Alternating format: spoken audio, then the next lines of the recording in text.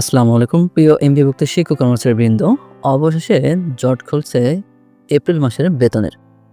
EFT চালু হওয়ার পর থেকে প্রতি মাসে বেতন নিয়ে একটি বঞ্চনার শিকার হচ্ছেন এমপিভুক্ত শিক্ষক কর্মচারীরা। তার এই ধারাবাহিকতায় এপ্রিল মাসেও সমস্যার কোনো অবসান হচ্ছে না। যেটি বলা হয়েছিল যে মার্চ মাসের বেতন পেতে দেরি হলেও এপ্রিল মাসে কোনো দেরি হবে না, কারণ আগে থেকেই কাজ শুরু করা হয়েছিল।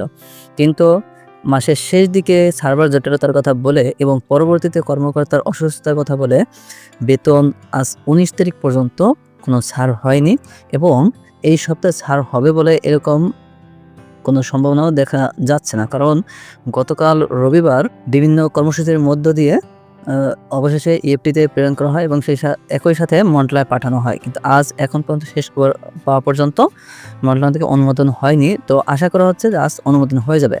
তো প্রতি মাসেই এরকম বেতন নিয়ে বঞ্চনার শিকার হচ্ছেন এমপিভুক্ত শিক্ষক কর্মচারীরা।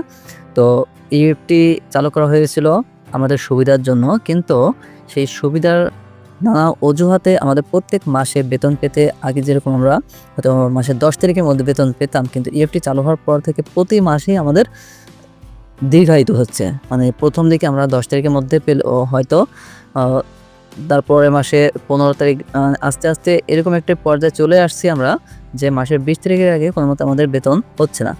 তো এরপর আরও দেখা যাচ্ছে যে এই মাসে আরও দেরি, অর্থাৎ প্রায় 25 তারিখে চলে আসতেছে, আমরা বেতন পাচ্ছি না।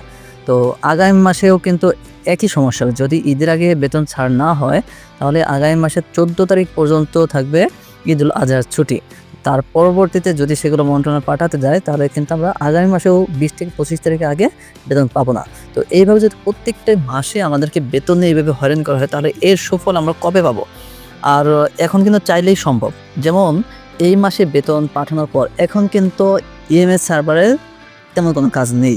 অর্থাৎ এখন মন্ত্রণালয় থেকে অনুমতি হয়ে গেলেই আমাদের যখন বেতনটি ব্যাংকে চলে যাবে তখন ব্যাংক থেকে আমাদের যার অ্যাকাউন্টে সেগুলো পোস্টিং হয়ে যাবে। অর্থাৎ এখানে কিন্তু আইএমএস-এর আর কোনো কাজ থাকছে না।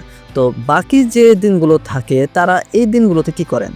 তো এই দিনগুলোতে এখন যদি মে মাসের বেতনের কার্যক্রম শুরু করা হয় তাহলে কিন্তু মে মাসের বেতনটা আমরা ঈদের আগে পেয়ে যাচ্ছি। তো এইভাবে যদি প্রত্যেকটা মাসে বিভিন্ন অজুহাতে বিভিন্ন সমস্যা দেখিয়ে আমাদেরকে বেতনের জন্য যদি হয়রান করা হয় তাহলে এর সুফল কিন্তু আমরা কোনোদিনও পাবো না। তো এর আগে আমি যেরকম একটি কথা বলেছিলাম যে যতদিন পর্যন্ত মাউসি থেকে এই সরষে ক্ষেতে ভূত তাড়ানো না হবে, অর্থাৎ মাউসিতে যারা কর্মরত রয়েছেন তাদেরকে এখান থেকে সরানো না হবে ততদিন পর্যন্ত এর কোনো সুফল আমরা পাবো না। কারণ তারা কখনোই চান না যে এপ্রিল হোক। কারণ যদি তারা চাইতেন তাহলে অবশ্যই এর একটি সুরাহা করতেন। আর প্রত্যেক মাসেই দেখা যায় যে তারা 10 তারিখ যাওয়ার পর তারপর হলো কার্যক্রম শুরু করেন, সেগুলো প্রসেসিং করতে শুরু করেন। সেগুলো কেন আগে করেন না? যদি আগের মাস থেকে 20 তারিখ থেকে প্রসেসিং শুরু করেন তাহলে কিন্তু অবশ্যই বেতন 3 তারিখের মধ্যে দেওয়া সম্ভব। আর যদি তারা চান, কিন্তু তারা এখানে চানই না যে শিক্ষক কর্মচারীরা আগে বেতন পাক। তো তাদের কি সমস্যা, সেই সমস্যার কথা আমরা ইতিমধ্যে শুনেছি যে বিভিন্ন কর্মী সংকট রয়েছে এবং আরও তারা অনেক সমস্যা দেখিয়েছেন। তো এর আগে ভুলের যে সমস্যাগুলো দেখিয়েছেন, ভুলের অবসান ঘটলেও তাদের সমস্যায় কিন্তু কোনো অবসান ঘটেনি। তো প্রিয় ভিউয়ার্স, আশা করি খুব শীঘ্রই আমরা একতাবদ্ধভাবে যদি আন্দোলন করি বা এরকম কোনো প্রেক্ষাপট আমাদের তৈরি করতে হয় তাহলে আমাদের সবার একতাবদ্ধ হতে হবে। আমরা ইতিমধ্যে দেখতে পাচ্ছি যে বিটিএ যে আন্দোলন করছে এর মধ্যে কিন্তু কোনো সমন্বয় নেই, অর্থাৎ সমন্বয়হীনতার কারণে আন্দোলনটি জোরালো হচ্ছে না। যদি সমন্বয় করে তারপর যদি আন্দোলন করা হয় তাহলে সেই আন্দোলন লাভবান হবে এবং ফলপ্রসূ হবে বলে আশা করছি। তো এরকম যদি কোনো আন্দোলন হয়ে থাকে তাহলে কিন্তু আমাদের প্রত্যেকটি উপজেলা থেকে প্রত্যেকটি প্রতিষ্ঠান থেকে অবশ্যই আমাদেরকে যাওয়া উচিত। তো সেরকম যদি পরিস্থিতি শিকার হয়, তো প্রিয় ভিউয়ার্স, আমরা কিন্তু এরপর বিভিন্ন সমস্যা দেখিয়ে আমাদের উৎসব ভাতাও কিন্তু ছাড় অনেক দেরিতে করা হবে, এটিও আমরা আভাস পাচ্ছি। তো সেই পর্যন্ত যেন না হয় আমাদের অবশ্যই এই সমস্যার সমাধান চাই।